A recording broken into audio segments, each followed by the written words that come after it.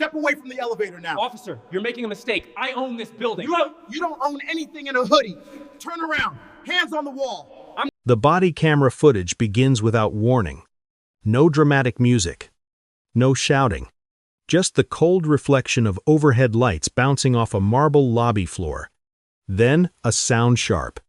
Final. Unmistakable. Click. Handcuffs. The camera tilts slightly as an officer tightens the metal around a man's wrists. The man doesn't pull away. He doesn't raise his voice. He just exhales, slowly. Because in that moment, Marcus Thorne already understands something terrible has happened. This isn't confusion. This isn't a misunderstanding that will be cleared up in a minute. This is power moving in the wrong direction. Marcus Thorne is 58 years old. A self-made CEO. Founder of Thorne Logistics, a company that moves freight across continents. Employs thousands. And operates from this very building. A building that bears his name in 10-foot steel letters above the front entrance. And yet here he is being arrested for trespassing. The officer behind him is Kyle Brand. 29 years old. 2 years on the force. Adrenaline high and assumptions already locked in. He believes he's caught an intruder.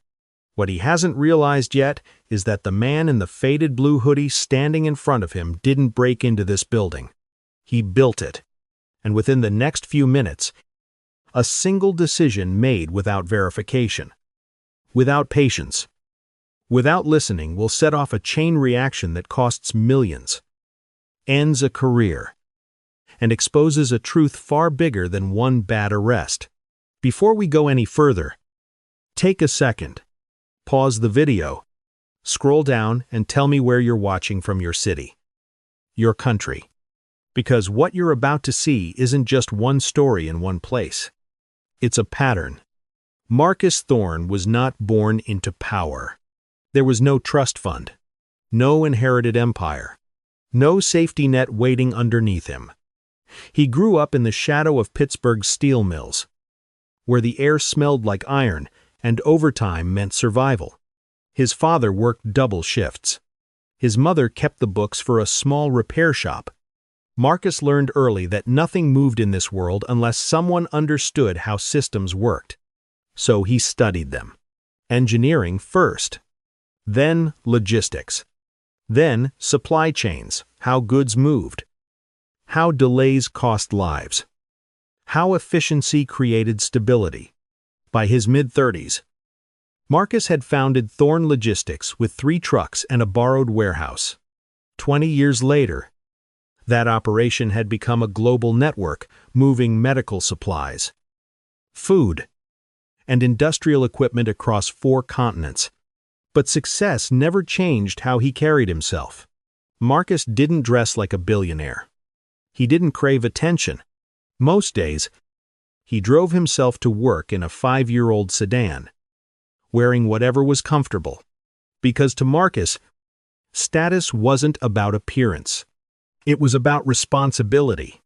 That Saturday morning, the office was officially closed. No assistants. No executives. Just security and silence. Marcus wasn't there for a meeting or an announcement. He was there for one reason. Inside, a private safe in his office was a physical merger document too sensitive to upload. Too important to leave overnight. He planned to grab it and leave. 10 minutes. In and out. He had no idea that walking into his own building dressed like a regular man would be enough to trigger a sequence of events that would redefine his life and expose how fragile respect really is when power meets prejudice.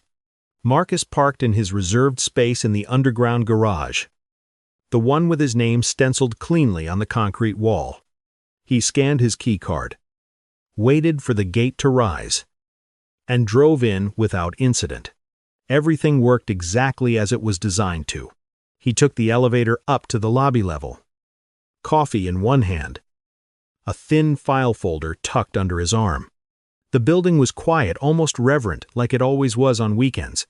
But somewhere above the lobby, In a small security control room filled with flickering monitors, a new variable entered the system.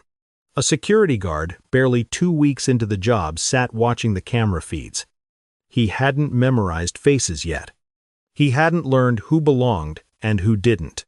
What he saw on his screen wasn't a CEO returning to his office.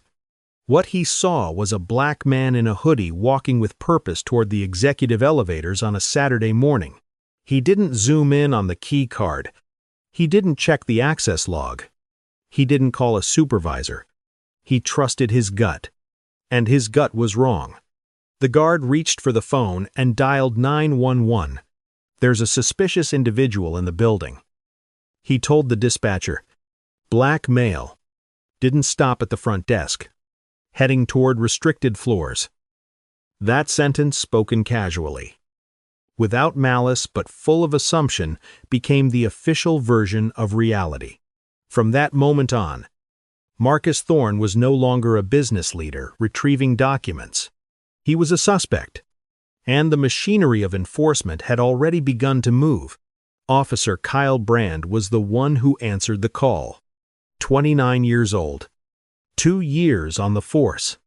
Known in his precinct as proactive, the kind of word veterans used carefully, because it often meant aggressive. When dispatch said "suspicious intruder," Brand didn't ask follow-up questions. He didn't request additional context. In his mind, the story was already complete. He pulled up to the Thorne Logistics Tower with his lights off, wanting the element of surprise. His hand hovered near his holster as he stepped out of the patrol car, adrenaline sharpening every assumption he carried with him. Inside the lobby, Marcus Thorne stood calmly by the elevator bank, pressing the call button. A paper coffee cup rested in his hand. A thin folder was tucked under his arm. Brand spotted him instantly. "Step away from the elevator," he commanded, his voice echoing off the marble walls. Marcus turned, surprised but composed. "Good morning, officer," he said. "Is something wrong?" Brand didn't return the greeting. He closed the distance, invading Marcus's personal space. "We got a call about an intruder," he said. "You fit the description." Marcus blinked, genuinely confused. "An intruder, there must be a mistake. I'm going up to my office." Brand's jaw tightened. "I said step away from the elevator.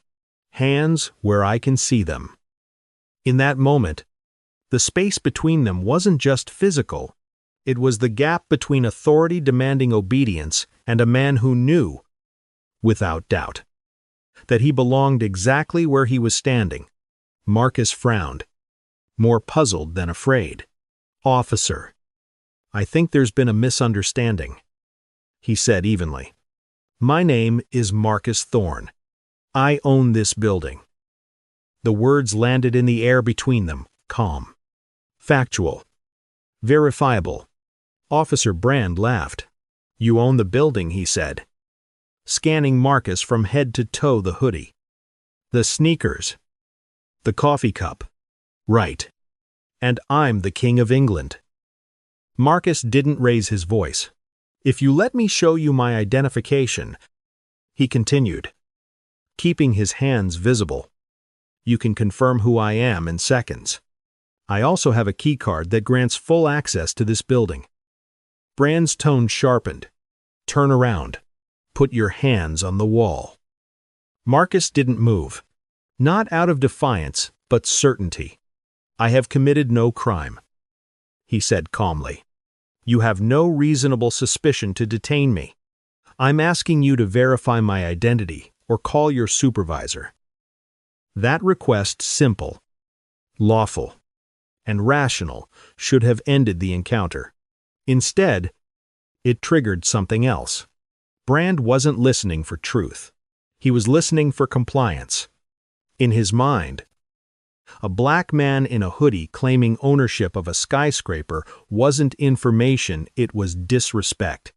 And in that moment, Officer Brand made a choice: not to investigate, But to assert control, Officer Brand's posture changed. His shoulders squared. His voice dropped low. Clipped. Final. "You're refusing a lawful order," he said. Marcus shook his head slowly. "It is not a lawful order without reasonable suspicion." He replied, "I am asking you to de-escalate. Call your supervisor. Or bring the security guard who called this in." That was the moment Brand felt challenged. Not threatened, not endangered. Challenged. And for Brand, challenge felt like disrespect. "I don't need a supervisor," he snapped. "I don't need anyone else to tell me what I'm seeing." What he was seeing wasn't a crime. It was a man who wouldn't submit. Marcus remained calm. His hand still visible. "I am not resisting," he said. "I am asserting my rights." Brand stepped forward, closing the distance until they were less than 2 feet apart. "Last warning," he barked. "Turn around or I will put you on the ground." Marcus held his ground. "I am not going to comply with an unlawful detention," he said evenly. "You are operating on a false assumption." That sentence sealed it. Brand lunged. He grabbed Marcus by the shoulder of his hoodie and spun him around with force. Marcus stumbled, losing his footing on the slick marble floor. His knee hit first, then his palm. "Stop resisting," Brand shouted loud enough for the cameras. "I am not resisting," Marcus said clearly, his voice steady even as his balance gave way. Brand drove his knee into Marcus's back, forcing the 58-year-old executive flat onto the floor. In that instant, this stopped being an investigation and became an arrest built entirely on ego. The cold marble pressed against Marcus's cheek. He could feel the weight of the officer on his back, forcing the air from his lungs. His coffee cup rolled away, spilling dark liquid across the pristine white floor. The thin folder slid out of reach, disappearing beneath a leather chair. "Stop resisting," Brand yelled again, this time not for Marcus, but for the camera. "I am not resisting," Marcus said clearly, each word measured. "I am complying." Brand wrenched Marcus's arms behind his back and snapped the handcuffs shut. Too tight. Deliberately tight. The metal bit into Marcus's wrists as Brand hauled him to his feet by the chain between the cuffs. A move designed to hurt. Marcus grimaced but stayed silent. He refused to give the officer the reaction he seemed to want. "You're under arrest," Brand said. "Criminal trespassing and disorderly conduct." Marcus looked around the lobby, the towering columns, the glass walls, the company logo etched into stone. "For trespassing," he said quietly, almost to himself. "In my own building." Brand shoved him forward. Phones began to rise. People stared. Whispers rippled through the space. All anyone saw was a familiar image, a black man in handcuffs being marched through a corporate lobby by a uniformed officer. New context. No backstory. Just power on display. Marcus kept his head up as Brand pushed him toward the exit. He didn't struggle. He didn't plead. He was already thinking ahead about cameras, about witnesses, about what this moment would mean once the truth finally caught up. Because Marcus Thorne understood something Officer Brand did not. This wasn't the end of the story. It was just the moment it became impossible to ignore. As Officer Brand forced Marcus toward the revolving doors, the elevator behind them chimed. The doors slid open. A woman stepped out and froze mid-stride. Her name was Sarah Jenkins, the Chief Financial Officer of Thorne Logistics. 62 years old. 20 years with the company. One of the few people in the world who had helped Marcus build the empire from the ground up. "Marcus," she gasped. Her briefcase slipped from her hand and hit the floor. She looked from the handcuffs to the officer and back to Marcus.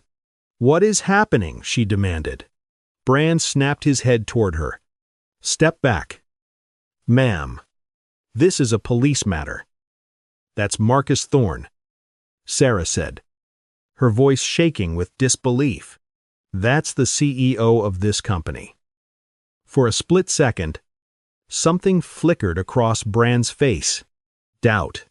But it vanished just as quickly. He resisted arrest. Brand said, "I don't care what story he told you." "He didn't tell me anything." Sarah shot back. "I've worked for him for 2 decades. You are arresting the owner of this building." Brand's jaw tightened. "Ma'am, interfere again, and you'll be arrested for obstruction." Sarah pulled out her phone with trembling hands. Marcus turned his head slightly, meeting her eyes. "Record everything," he said calmly. "Call legal. Don't argue with him." Brand shoved Marcus forward, forcing him through the revolving doors and out into the open air. Behind them, Sarah stood frozen in the lobby. Phone raised, capturing the image of a man being led away from a building that bore his own name. The truth was now in the room, but Officer Brand still wasn't ready to face it. The ride to the precinct was silent. Marcus sat awkwardly in the hard plastic seat, his wrists burning from the cuffs. The smell of disinfectant and stale fabric filled the back of the patrol car. Through the mesh partition, he watched Officer Brand in the driver's seat relaxed, almost satisfied. Brand radioed in. "One male in custody, transporting for booking." Marcus said nothing. He wasn't thinking about the pain in his wrists or the humiliation of the walk through his own lobby. He was memorizing details, the time on the dashboard clock, the route Brand took, the way he tapped his phone at red lights. Every detail mattered now. At the central precinct, the Sallyport door rolled shut behind them with a heavy metallic thud. Brand hauled Marcus out of the car and marched him inside. The booking area was loud and chaotic, voices echoing, phones ringing, officers moving with practiced indifference. Brand approached the desk, pride still in his posture. "Got a trespasser from the Thorne Logistics Tower," he announced. "Refused to ID. Resisted arrest." Sergeant Kowalski barely looked up at first. "Thorne Tower," he muttered. "How'd he get in?" Brand smirked. "Says he owns the place." That's when Kowalski looked up. His eyes moved from the hoodie, to the face, to the calm, unmistakable presence standing in front of him. The color drained from his face. "Oh my God," he whispered. He pushed his chair back so fast it crashed into a filing cabinet. "Mr. Thorne," he stammered.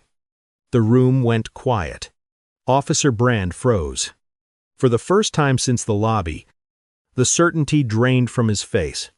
Because in that moment, the story he had built in his head finally collapsed under the weight of reality. "Mr. Thorne, I am so sorry." Sergeant Kowalski moved fast, rushing around the desk as if his body understood the danger before his mind fully caught up.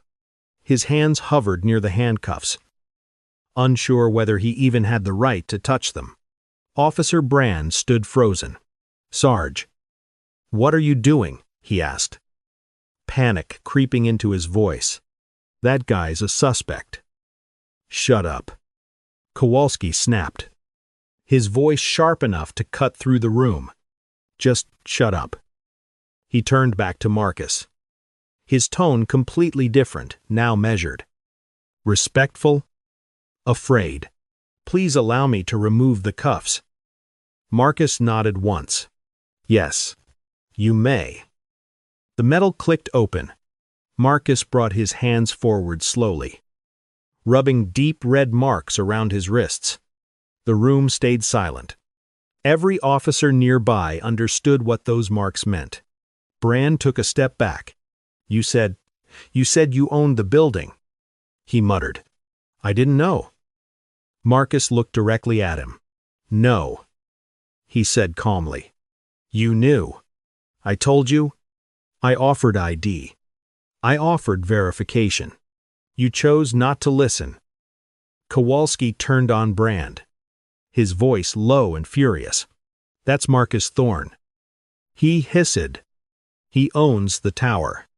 He funds half our equipment. He sits on the police foundation board. Brand's face went pale. The ground had shifted beneath him, and there was nothing left to stand on. Marcus straightened his jacket. Every movement controlled.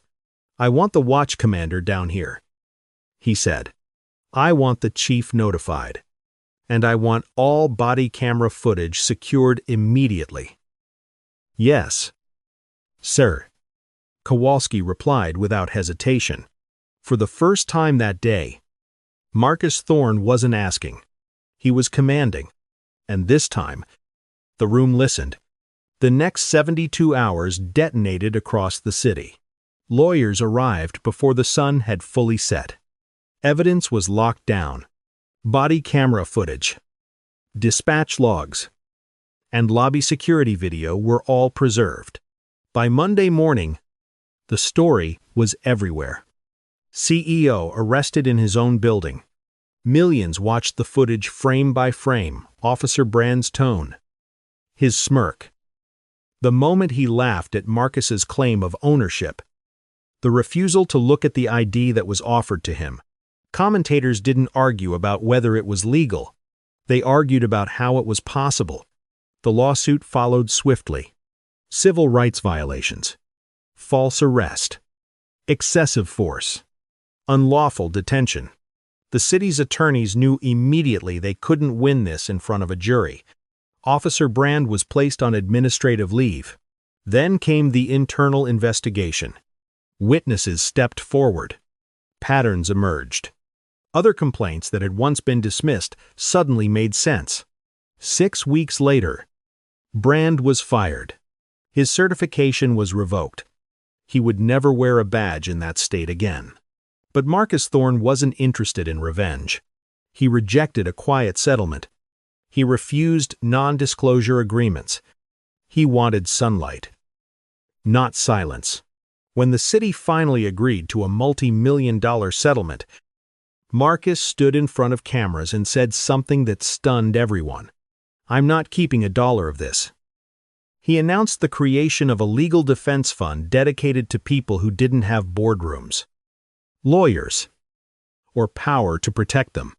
If this could happen to me, Marcus said, it is happening every day to people who have no voice. The story was no longer just about one arrest. It was about a system being forced to look at itself. A year later, Marcus Thorne walked through the same lobby. The marble floors were the same. The light through the glass walls hadn't changed. But Marcus had 23. The experience hadn't made him bitter. It had made him alert. That afternoon, he noticed a young black courier arguing quietly with security at the front desk. The guard's posture was rigid, suspicious, familiar. Marcus stopped. He watched the assumptions forming in real time. Is there a problem? Marcus asked. The guard snapped to attention when he recognized him. No, sir. Just verifying credentials. Marcus turned to the courier. May I see your pass? It was valid. He's good. Marcus said, and treat him with the same respect you'd give me. The guard swallowed hard. Yes. In Taze. As the elevator doors closed, the courier looked back and nodded, a silent, thank you. Marcus nodded back. He understood something now that money had never taught him. Wealth didn't protect him that Saturday morning. Titles didn't save him. Power didn't stop the handcuffs from closing. Only accountability did. This story isn't about one bad officer. It's about how fast rights disappear when authority goes unquestioned. About how easily truth is ignored when it doesn't fit expectation. Marcus Thorne survived because he had the resources to fight back. But what about the people who don't? What about the stories that never make the news? That's why these moments matter. Why cameras matter. Why speaking up matters. Because authority without accountability isn't order. It's tyranny. So ask yourself, if you were standing in Marcus's place, would you have stayed calm? And do you think justice should depend on who you are, or should it protect everyone equally? Let me know your thoughts in the comments. And if you believe these stories need to be told, share this video, because the more light we shine, the fewer shadows injustice has to hide in. Thanks for watching.